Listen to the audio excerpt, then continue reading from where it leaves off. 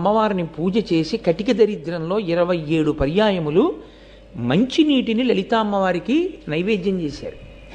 చేసి ఆయన ఇంకొకసారి లలితా సహస్రం చదవడానికి ఓపిక లేదు, అప్పటికే అన్నం తిని చాలా రోజులు అయిపోయింది.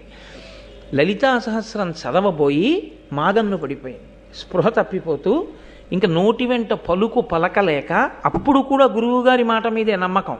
గురువుగారు నాకు ఈ మంత్రం ఇచ్చారు, పరదేవత ఉన్నది అని చెప్పారు, నన్ను కాపాడుతుంది పరదేవత, ఆయన నమ్మకం అంతే. ఆయన సొమ్మసిల్లిపోయారు పూజామందిరంలో. పరదేవత నిజంగా వచ్చి కూర్చుని ఆయన తల ఎత్తి చేత్తో పట్టుకుని పాయసాన్నం తీసి ఆయన నోట్లో పెట్టి పసిబిడ్డకి తినిపించినట్లు తినిపించింది అంతే. ఇక రాఘవనారాయణ శాస్త్రి గారి జీవితంలో వెనక్కి తిరిగి చూడలేదు. ఆ రాఘవనారాయణ శాస్త్రి గారి దగ్గరికి చంద్రశేఖరేంద్ర సరస్వతి